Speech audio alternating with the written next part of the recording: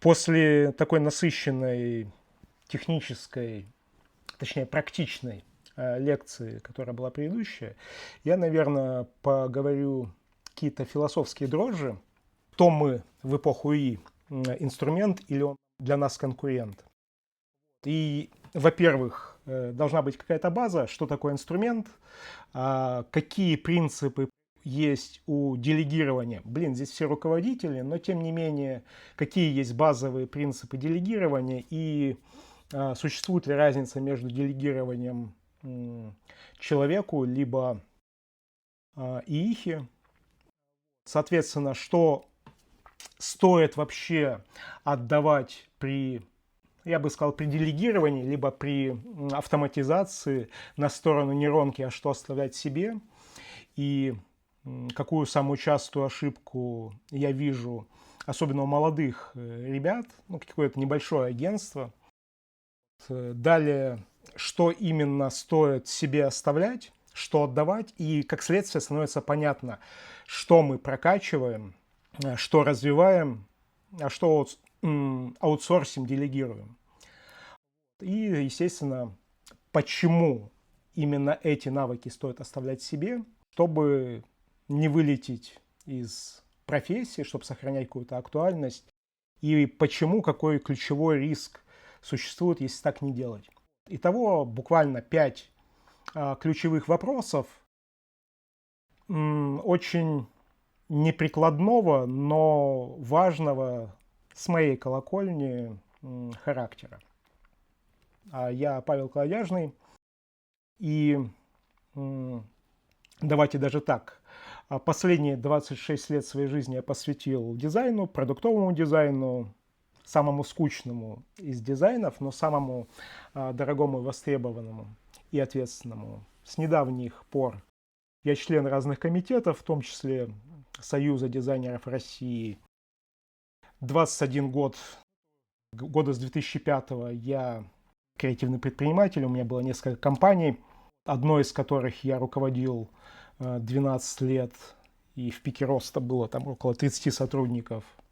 Один из нескольких кризисов меня подмотал, несколько я проскочил удачно, один меня подмотал, студию я закрыл, сходил в найм, и вот единственная строчка среди перечисления клиентов – это первая строчка в найме. Да, я был дизайн-директором, либо руководителем продуктового дизайна в Альфа-банке, а все остальное – это мои клиенты в области продуктового дизайна как предприниматели. А продуктовый дизайн – это проекты 6-12 месяцев, несколько лет. То есть, там, к примеру, с Panasonic это двухлетний контракт. Сотрудничество с Яндексом это еще тоже несколько лет. С Canon несколько лет. Ну, не суть. Суть в том, что все это на самом деле не чтобы произвести на вас впечатление, тем более, что на ребят столичных это не производит никакого впечатления, а скорее, чтобы, ну да, парень вроде бы не дурак, чем-то он занимается. И, как я говорил, у меня вспомогательная конструкция. Я тренер и лектор по прикладному использованию креативности, потому что это вспомогательная конструкция, если ты 26 лет хочешь находиться в профессии, руководить творческими людьми и не вылетать с обоймы. И так получилось, что это около 300 выступлений на конференциях и различных площадках, включая какой-нибудь там TEDx и прочее, бла-бла.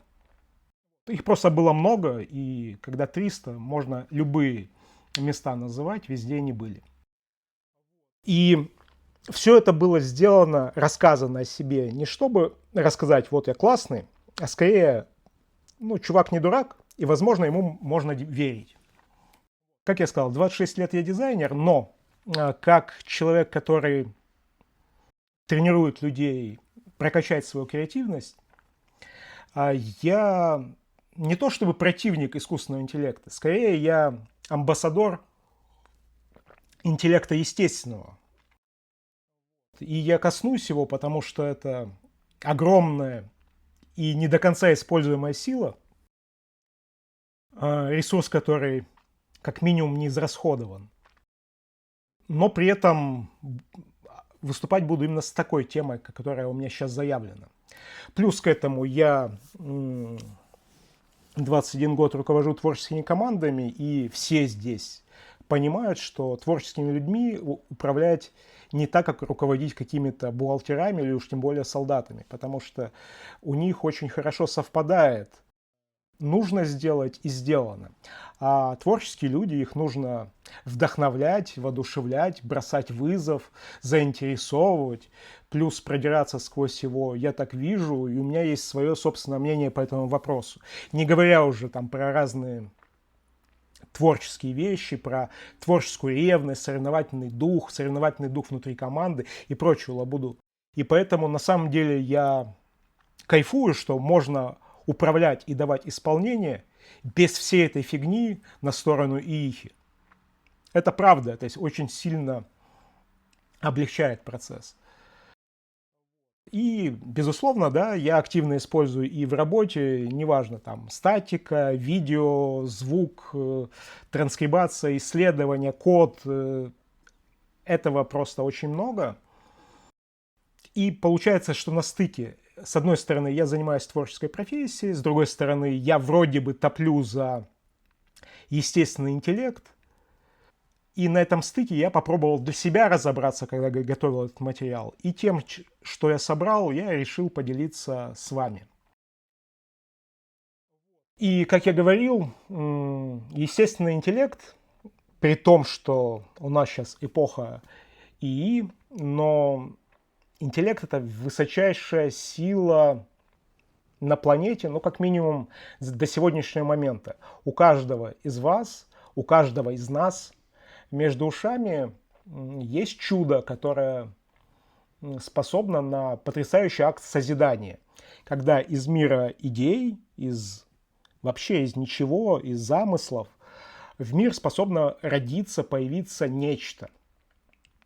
Собор, книга, музыкальное произведение, какое-то изобретение. И вот просто любая вещь на этой планете, ну, как минимум, произведенная до 2024 года, любое изобретение, любое научное достижение, любая картина, любой собор, египетские пирамиды, какие-то вакцины, неважно, вот вообще все, что существует, оно произошло при помощи той самой штуки между ушей, которая есть у каждого из нас. И это огромное силище, которую мы, уж тем более находясь в креативном сообществе креаторов, должны понимать, какой огромный потенциал в ней заложен. И при этом 99% людей этот потенциал не реализуют, да, я не знаю, на какую, часть, но 1/20 обычный обыватель, да даже мы, вроде бы, работники творческих профессий, потенциал этого огромного, мощного ресурса не расходуем. Возможно, потому что мы человеки, мы ленивые существа, и у нас расфокусировано внимание, нам интересно более чем всего. Но с интеллектом мы знакомы несколько десятков тысяч лет, больше. Это огромная сила. Но при этом человек действительно, все, что он делает, весь акт созидания из головы наружу, проявления в реальном мире, он происходит при помощи инструментов. Тех самых штук, начиная от первой палки-копалки и до искусственного интеллекта, любого сверхкомпьютера, это инструменты. И это очень важный момент в акте созидания из головы наружу.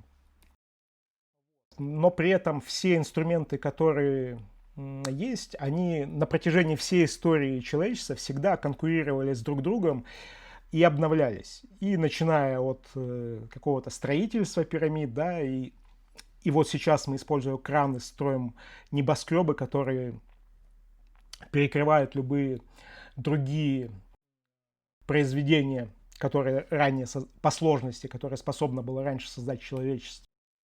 И фотореалистичное искусство, реалистичное академичное искусство было полностью вытеснено фотографией, потому что никому сейчас не интересны эти мишки в лесу, либо Марины Айвазовского, потому что это просто отличный кадр, который доступен сейчас почти любому человеку со смартфоном. И да, действительно, если наша задача не передать какой-то замысел, а наша задача зафиксировать реальность, то художники натюрмортов, пейзажей, марин, портретов, они просто стали не нужны, потому что пришел более новый и более удобный, быстрый инструмент. То же самое можно было сказать по поводу скульптуры. Вот у нас есть какой-то шедевр, где скульптор из мрамора произвел некое чудо, резцом вырезал кожу, драпировки, вены, тончайшую рыбацкую сеть, и это просто какая-то фантастика. Но китайский граверный станок за какие-то абсолютно приемлемые деньги способен это производить пачками. Ну и то же самое, если касается дизайнеров. Причем совсем недавно, да, это середина прошлого века, дизайнерская мастерская, конструкторское бюро, где куча людей с этими кульманами. Понятное дело, что полностью вынесенными. И этот навык черчения полностью вынесен из индустрии с помощью CAD-программ и прочего. С этим все понятно.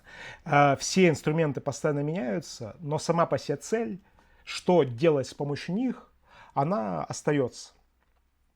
И инструмент – это очень важное понятие, которое я хотел протащить через свой собственный пример рабочего процесса.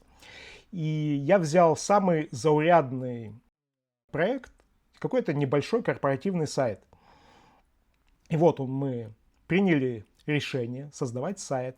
После этого мы рождаем некую концепцию. Подключилось у нас несколько ролей. Там подключили 3D-шника. Здесь создали идею. Здесь подключили дизайнера и проектировщика. Утвердили концепцию. Стартует один дизайнер. Стартует проектировщик, который занимается прототипами.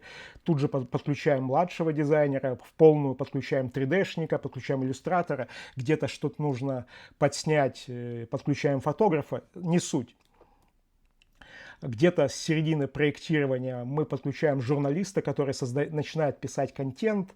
Когда у нас проектирование закончено, но даже еще не закончен дизайн, мы можем подключать программистов. Они начинают все это собирать.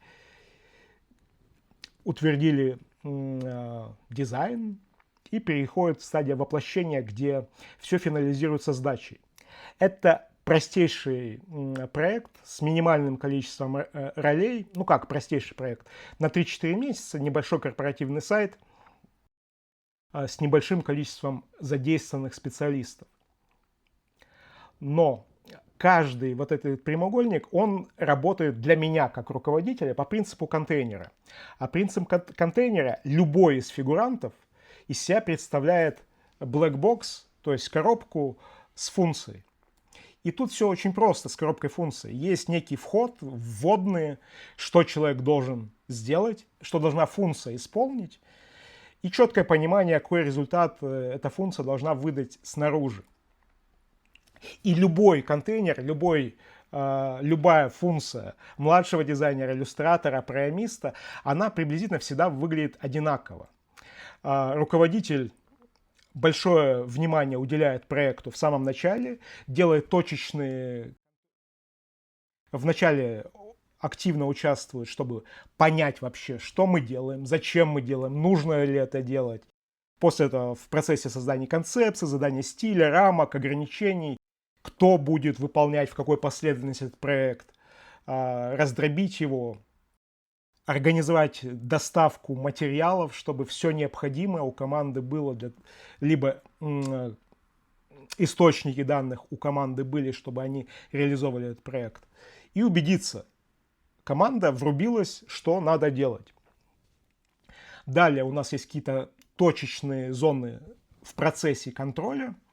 Контролируем качество, туда ли мы идем, стоит ли что-то подправить.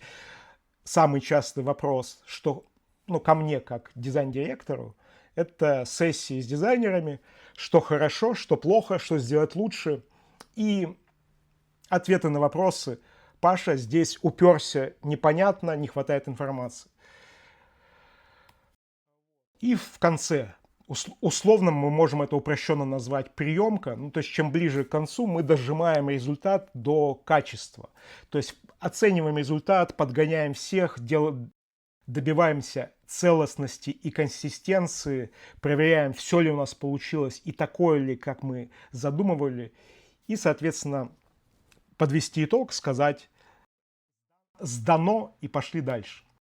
И поэтому любой контейнер функции любого, давайте сейчас назовем сотрудника со стороны руководителя, он выглядит идентично. Есть коробка, есть вход, есть выход, есть зоны контроля в начале.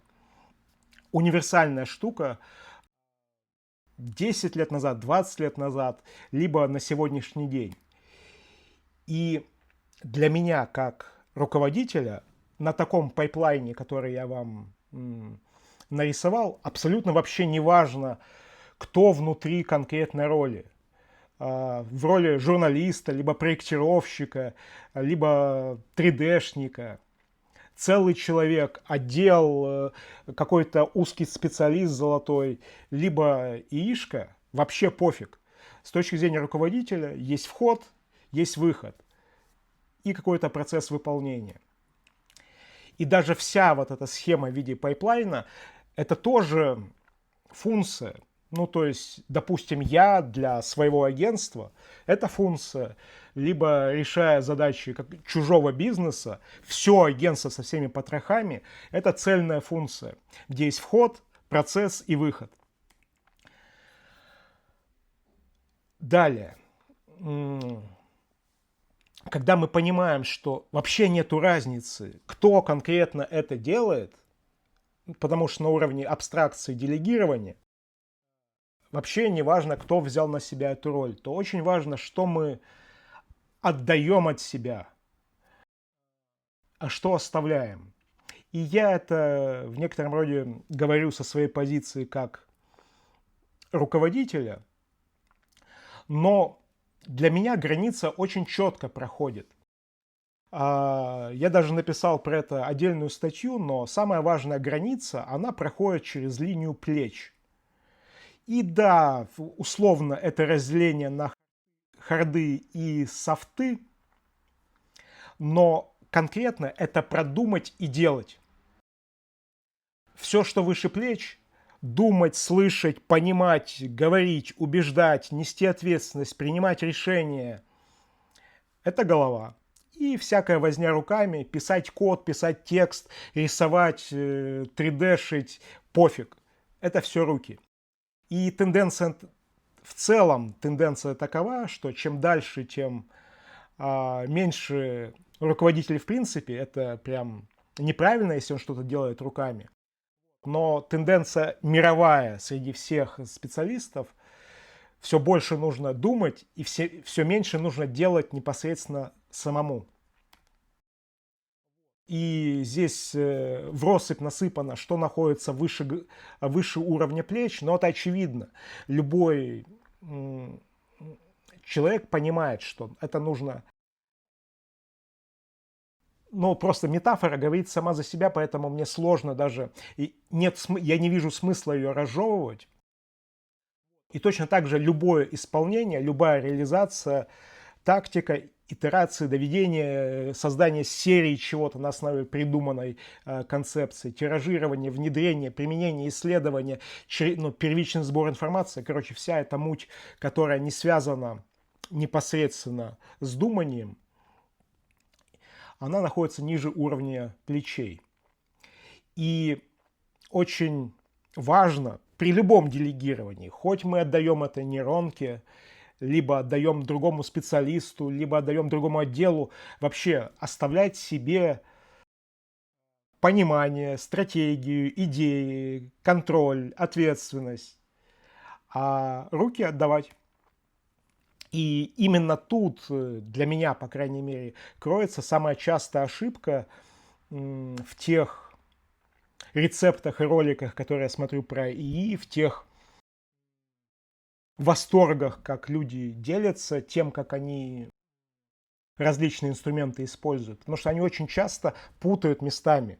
То есть себе оставляя, и их отдают, придумай мне стратегию, позиционирование, составь контент-план, допустим. А дальше, вот, у меня есть простынь, она за меня проанализировала, подумала, приняла какие-то решения, а дальше я как негр пошел все это воплощать. Это прям такой перевертыш, особенно в малых и средних бизнесах, я прям наблюдаю максимально часто, что люди отдают самое важное, самое ценное, создавать какие-то смыслы, придумывать идеи, принимать решения и ихи, а сами себе отдают вот этот вот, пускай, может быть, очень творческий, приятный, креативный процесс. Все это как вылизывать руками, делать идеально руками. А нужно наоборот. И это вроде бы простая вещь, но она подавляющему количеству людей не очевидна. И не очевидно почему. Почему тут кроется самый большой риск. В том числе, вот у нас есть сообщество людей, которые придумывают интересные, неожиданные решения и идеи. И их на самом деле неплохая, местами быстрая, и позволяет создать easy money в короткой перспективе. Но есть такой эффект костыля, и риск в нем находится долговременный, накопительный. Потому что любая наша способность когнитивная, думать, придумывать, принимать решения, писать тексты, торговать лицом, вести переговоры, анализировать, смотреть, питать свой вкус, он, как мышца. Он как мышца, то есть мы его используем, мы его на него даем нагрузку, он развивается и тренируется. Если мы им не пользуемся, то точно так же, как наша мышца, которой мы не даем нагрузку, она со временем будет прокисать и атрофироваться, вплоть до исчезновения. Как произошло с нашей навигацией по городам, без GPS-навигатора, как произошло с нашей эрудицией, с ментальным счетом и кучей других вещей. Но то же самое может произойти и с нашей способностью думать, придумывать, генерировать. И хорошо, мы здесь в этом чате все взрослые, сформировавшиеся опытные специалисты. И наша способность только может из высокой начать проседать. Но у молодых она же может и не сформироваться. Это прям любая способность развивается под нагрузкой. Нет нагрузки, она атрофируется. И костыль же дают обычно. Костыль это удобно, костыль это быстро, костыль снимает нагрузку, это легко. Но костыль нужно вовремя забирать у больного, иначе он никогда ходить не сможет. То есть, да, ножку сломал, вот тебе костыль, пусть ножка срастается, но любой медик этот костыль забирает, потому что если ножка не будет получать нагрузку, она атрофируется к херам. То же самое касается нашей головушки, нашей способности думать, придумывать, генерировать. И да, мы на взрослых щах, мы можем использовать накопленный опыт, нашу насмотренность, пропущенные за нашу карьеру бесконечное количество кейсов, ситуаций, с которыми мы столкнулись. Мы, как опытные шахматисты, очень много партий уже знаем наперед. Но молодой специалист, 20, 25, 30 лет, мозг которого только начинает питаться, если он будет постоянно ехать на костыле, то, откуда у него возьмется эта способность? Поэтому риск достаточно высокий. А почему это важно? Я сказал, что ИИХа это круто, это офигенный инструмент, но многим кажется, что он дает сложение, он как бустер добавляет способности к человеку. Но это не совсем так. Он скорее множитель. И сейчас я в столбцах покажу. Вот есть какие-то 3 специалиста с какой-то способностью. Допустим, способность генерировать идею. Абсолютный нуб, то есть нулевой уровень. Начинающий специалист на 1 и средний спец на 5. Если бы у нас была операция операция сложения, то вот всем дали одинаковую модельку, ура, у одного получилось 6, у другого 7, у другого 15.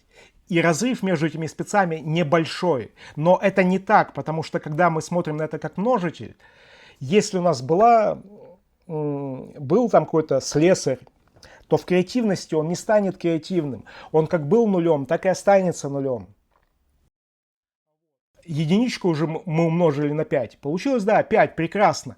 Но среднего специалиста мы умножили. И у нас получился супер коэффициент, потому что у него есть опыт, насмотренность, правильное формулирование проблемы. Ну, не суть, какие там предпосылки и почему это. Суть в том, что оно становится мощным множителем. И повторюсь, да, как мы, как опытные специалисты, сейчас сформированы. Мы можем с помощью использования крутого такого мощного инструмента получить кратковременно, 3-5 лет потолок, но преимущество.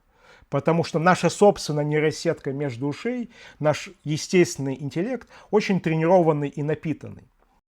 Поэтому очень важно, в принципе, когда мы смотрим на какой-то крутой инструмент, а уж тем более такой небывалый по потенциалу инструмент, как ИИшка, это множитель. Он не уравнивает шансы, он увеличивает разрывы, потому что в зависимости от того, в чьих он руках, таков и будет результат.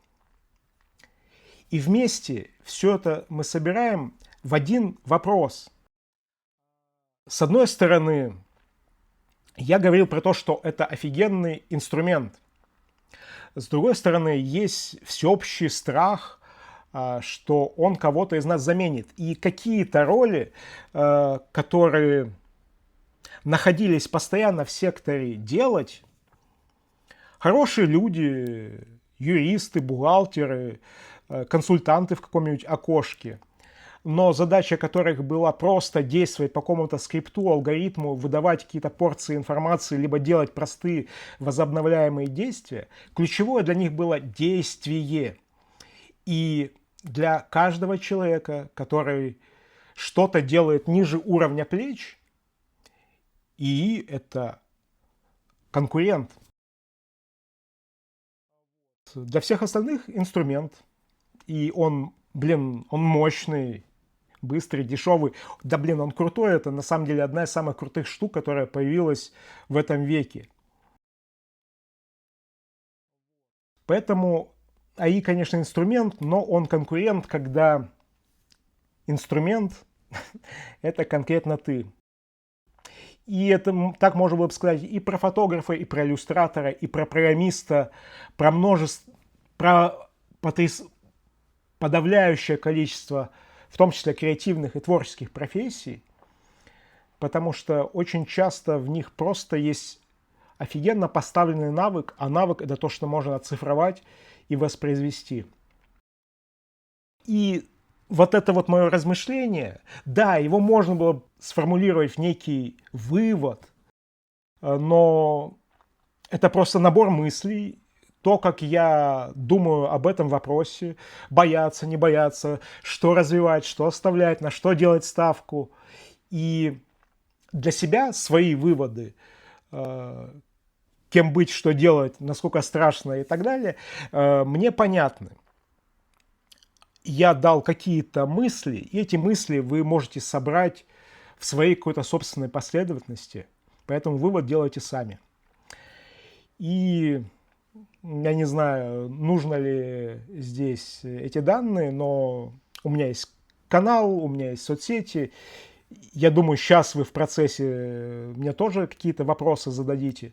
Но если вдруг кто-то будет смотреть в записи, либо позже поймет, что Паша где-то был неправ, либо там, чтобы либо согласиться, либо не согласиться, либо еще что-то обсудить, то я достаточно простой в общении человек. Ну, по моей речи это, наверное, понятно. Поэтому подписывайтесь, обращайтесь напрямую. Я живой, из мяса, и с удовольствием на все отвечу, в том числе и сейчас.